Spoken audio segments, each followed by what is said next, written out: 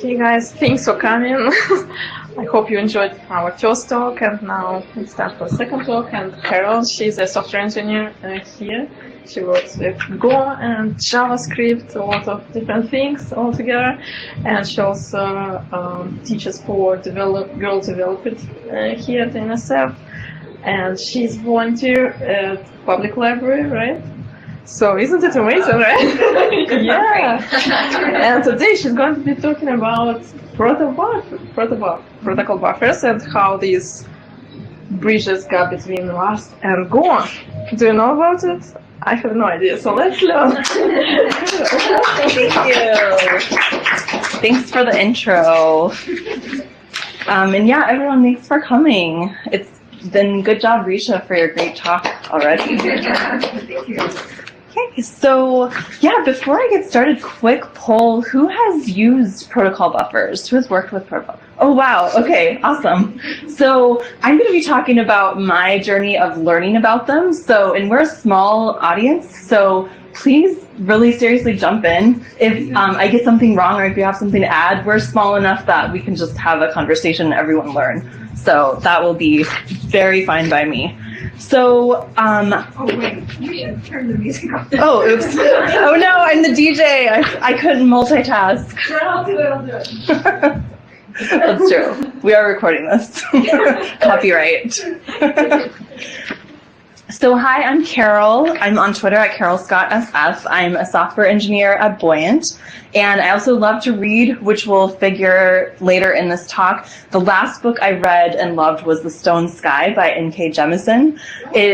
Yes, the whole trilogy was recommended to me by Risha. So that's another great thing that she does, is recommend great books. So my programming background is in JavaScript. So my experience before I came to Buoyant with data serialization was with JSON. And this has been my first time since in February working with protocol buffers, or PROTOBUF, and I thought they were really interesting and wanted to learn more about them. And so when I'm learning about new technology, I really like to know a little bit about the history and context, so I know not just how it works, but why we're using it. So during this talk, we're going to learn a little bit about what came before protocol buffers, talk about how they work, see a demo, and then we're going to wrap up by seeing where they come into play for Linkerd. But for the history part of my talk, we are going to go back in time to a place with Ferris Bueller, Janet Jackson, and the Cabbage Patch Kids. Does anyone have a guess as to what year I'm going to be talking about? 89? Before? Close. 86, yes. We are going back to 1986 when all of these came out. And 1986 was, my notes. 1986 was the year SGML was formally introduced. Does anyone remember what it stands for? SGML is an ancestor of protocol buffers. We're going to have a small history lesson. SGML is Standard Generalized Markup Language, and it's a meta language, so it's a language that describes other languages, and it was formally introduced, it predates the World Wide Web. So during that time, in the 80s, there was this problem in the medical and military fields where there was these huge 1,000-page documents that humans were typing into computers. Meanwhile, hardware and software was changing constantly. So meaning that if you were going to type a 5,000-page document into two completely different computers, you had to start from scratch each time with formatting and structure. So SGML was invented, basically made to express the format of the files so they could be transferred independently of hardware and software. And it was for actual humans. And the idea was to add tags to separate the content from the structure. So some foreshadowing. We all know where that came from. Unfortunately, SGML was a really great idea, but it was used there were thousands and thousands of tags, and because there was a finite universe of tags, so it basically became so chaotic that just because you used certain tags and somebody else used certain tags didn't mean that the two of you would understand what you were talking about. So we're flashing forward then to 1991, language that we all know and are familiar with, HTML, which came directly from SGML, and that was a small amount of agreed upon tags, and it's used to display information in the browser. And in 1998, came XML, which was also intended for the web, and this was user-defined markup. So instead of with HTML drawn from this huge amount of elements, XML lets you decide which elements you want in your document. And XML is still, it's not going anywhere. It's awesome for text, and doing my research for this talk, I found this really cool use of XML. It's the Women Writers Project at Northeastern University, and they are using XML to encode literature written by women before 1850. And part of their work is rediscovering this work. So this is The Blazing World by Margaret Cavendish. Many people say it's the first science fiction novel. And I'll take a quick break from protocol buffers to tell you the first 2 sentences of the plot. A woman from our world is kidnapped by a suitor on a boat. The plan goes wrong, the crew of the boat dies, she's transported to another world called the Blazing World, full of worm men, fishmen, and other creatures that make her their empress. And this is all brought to us by XML encoding, because the work of this university is making sure that no matter what happens with hardware and software, the story will still continue. So XML is not going anywhere. And this is a quote from their project. So XML is really great. But we're going to move forward to 2001. The movie wasn't actually made in 2001, but it says 2001. And this gets us to protocol buffers, because XML is wonderful. It's human readable and it's editable, and the file itself is self-describing. But because it's human readable, the information is always one step removed from the binary wire format. So it takes a little bit longer, and you can't maintain the data structures. So protocol buffers were created internally at Google in 2001 and then released to the public in 2008. And I know many of you already work with PROTOBUF, but how it works is that the messages are serialized into a binary wire format, so just a sequence of bytes, so that it's very fast network communication. So to start using PROTOBUF, it's super simple to get started. And you just have to download and install the protocol buffer compiler from GitHub. And then you create a language agnostic proto files with your API definitions. And as you see, we have what's called a message here. That's just a data structure you want to serialize. You can think of it like a small information record with name value pairs. And so you see the name is assigned to the number 1. Those numbers are used to identify your fields when they're in the message binary format. And once you have it in there, you're not supposed to change it, because these are supposed to be backwards compatible. So you would always add and never take away.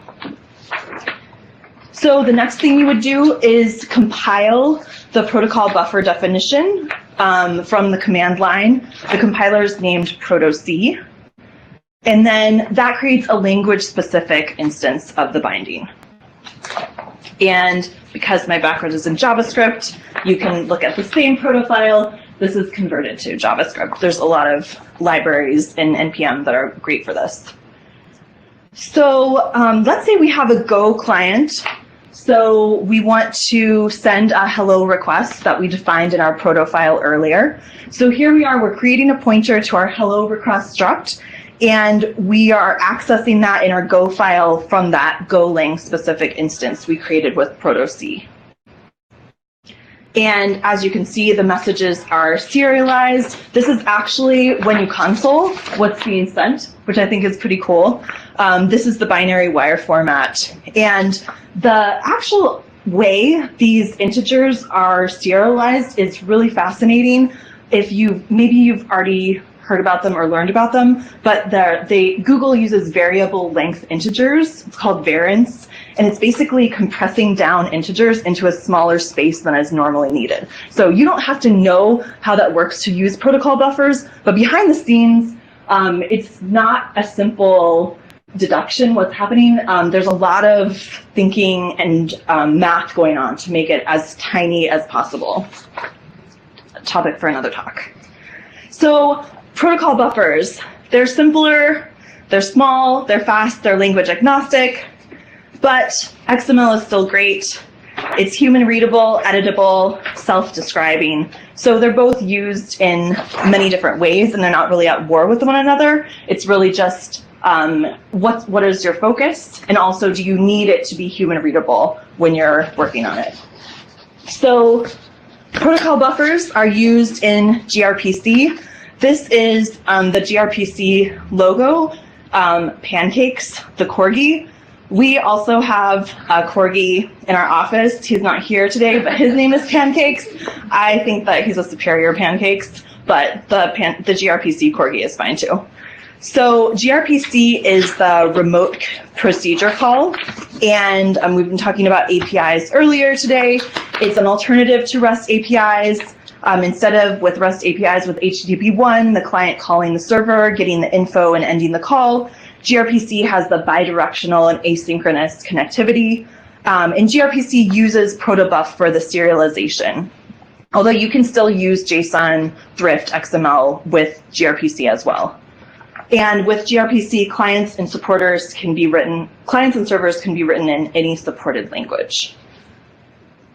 Back to Pancakes. Okay, so we're gonna have a quick demo. We're gonna look at proto file. We're gonna use proto-C to create a language-specific instance of the binding. We're gonna have a client and server talk to each other, and then we'll have bonus JavaScript client. So it's gonna be very exciting. And the biggest technical difficulty will be switching from this to my code. So let's all just cross our fingers that there are no technical difficulties. Okay. Yes. Okay. Come on, you could do it. Yes. Okay. Cool. And is that big enough, or should I make it bigger? Can you make it bigger? Okay. Yes. I'll try. Okay. That's good. Okay. Some mouse. Okay. Let me try to find my mouse. Oh no. Okay. Well, we can read it really small. And then I'm looking. Oh yes, I found my mouse pointer. Okay. So this is the language agnostic proto file right here. Let's see. Right here. So I named it Hello World. This is just cobbled together from the intro docs. And what you can see is there's a RPC service definition here called greeter that's going to send a greeting when that's called. And then there's the request message, hello request, name equals 1, and then there's a reply. And so this is just a proto file. It can be translated into any language that you have a compiler for.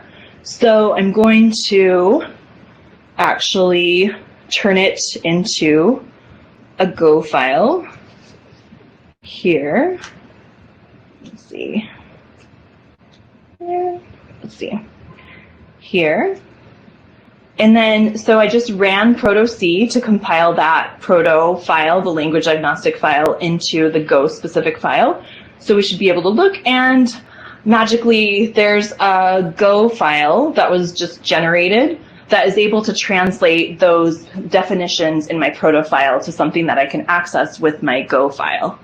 So what we have here is now I'm going to make a simple client here in my main.go. Let me move this over. So here I have the name, Carol Go. I'm setting up a client connection to my server here. And then here's where I'm contacting the say hello endpoint that I had in the proto file. And so this is my client, and then here is my very simple server, RPC server. I'm making this. Once that say hello endpoint is called, then this function will deserialize the request and return a serialized response. So let's see that in action. We are going to go back to the terminal, going to run the server here, and let's see, my mouse is sticking a little bit. Well, the server's running, that's great. And then we're gonna go up here and let's run our client, and look what happened. We sent a message in Go, it was serialized, into the binary wire format, and then the server received it and then sent a message back. So all of that was just happening with raw numbers on the wire. So what if we wanted to, okay, so one of the benefits of PROTOBUF is that you can have multiple languages talking to each other. So if we have a JavaScript client in the directory, surprise, JavaScript, it's a Go meetup, I know, it's a surprise. So I earlier used a compiler to make the hello world, the JavaScript compatible files, and then I have a main.js where I'm going to be pinging that server as well. So let's go back here. Now I'm going to run main.js, and then I'm hitting that server. The server received it, and then sends back a response. So I was able to do that very quickly from JavaScript to Go, no drama. And if it was a huge lot of data, it would have happened really, really quickly. And I could have maintained, if I'm doing Go to Go, I can maintain the structure of my data, which is really cool. So that was the quick demo. All right. Oh, no. OK. You'll get another Flight of the Conchords video. OK. That was the demo. So we're going to look really quick at, in real life, where we work with Go and PROTOBUF here at Buoyant. And I work on a project called Linkerd 2, which is an open source service mesh. And Risha already mentioned it a little bit, but who is familiar with the service mesh, the concept of service mesh? I will do a 10-second, basically, it's a dedicated layer that manages service-to-service communication. If you are running a really big application with a lot of traffic, we give you a lot of visibility into how that works. But Linkerd itself is divided into the data plane and the control plane. And on the data plane, this is where your application is running. Your application has this Linkerd proxy, which is a sidecar, and that's written in Rust. And then in the control plane, we have the centralized control plane. It controls all of your proxies, and that is written in Go. And there's a lot of data going back and forth. And we have PROTOBUF in two different big sections of our application. So in the public API, we use PROTOBUF for Go to talk with Go when we're sending the data structures back and forth from the API to the web and CLI. And then we're also using it here when we're talking from our proxy back to the control plane. That's when we're using PROTOBUF to interpret what the Rustation says to the Gophers. So we're using PROTOBUF both for the benefits of keeping data in its structure and also for communicating from one language to another really, really easily and simply. And just the other day, I was working on PROTOBUF, adding a new command to our CLI that looks at edges between different pods, and it was very cool. So this is my PROTOBUF code. So that was my talk. Please come work with us if you're interested. We are hiring, and we're hiring Go roles. We always work with new technology here. Here's some very cool things that we work with. You may have seen some of these in the talks already. We have very passionate users. You do not have to look far to find people who love Linkerd and love talking about it, and we interact with our users all the time. And also we have real impact. If you watch the World Cup right now, it's powered by Linkerd because Fox Sports actually uses Linkerd to have stability and to have visibility into their traffic. So thank you so much. There's a job link. You can tweet and email. But yeah, thanks. You've been awesome. And let's please have a talk about PROTOBUF. Share what you know. Share your thoughts. Share your questions. Thanks.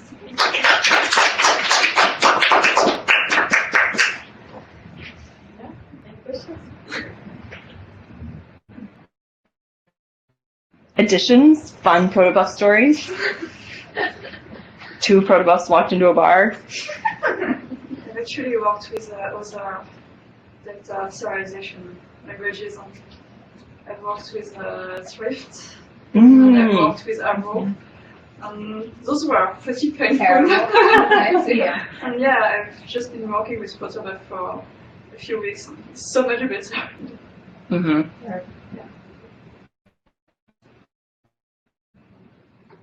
Yeah. Last year, we decided to have like a Linkerd for PROTOBUF files. Mm. That requires to traverse whole tree, you know, Mhm. children for each type. And do you use something similar like to Link to check, like, for example, names of fields or structure? That's a good question. No, we don't. I You think, should, it's very yeah, maybe we should. Maybe as the files get more complex. I think the ones we have right now, just the proto files, the ones we have right now are a little bit simpler. But yeah, was there a linter, or did your team make a linter? Yes, yeah. And You then now run it like on circle set. Oh wow, uh-huh. For That's every cool. commit, like, to make sure that people don't change names, or follow guide. Like, Uh-huh. So what is it linked? What are the rules? Well, we built our rules. That's what I want to know. Last week, my 8K can check like separate linter for background compatibility, so that people are doing something. Yeah.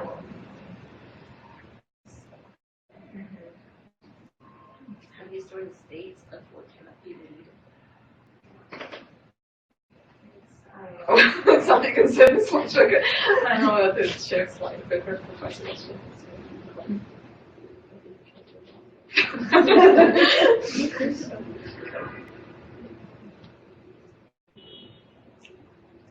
Cool. Well, thanks everyone. Thanks for coming. Please have more pizza, more drinks. There's plenty of food. Hang out. And yeah, is anyone interested in speaking at the next Women Who Go Meetup? Great question. You don't have to. Maybe does anyone have an idea of something they might be interested in talking about later? You don't have to commit. How girl related does it have to be?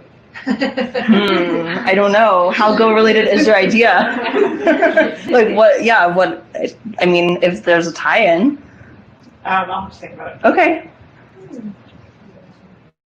Maybe any ideas like what you would like to see in our next meetups, like talks, workshops, what I.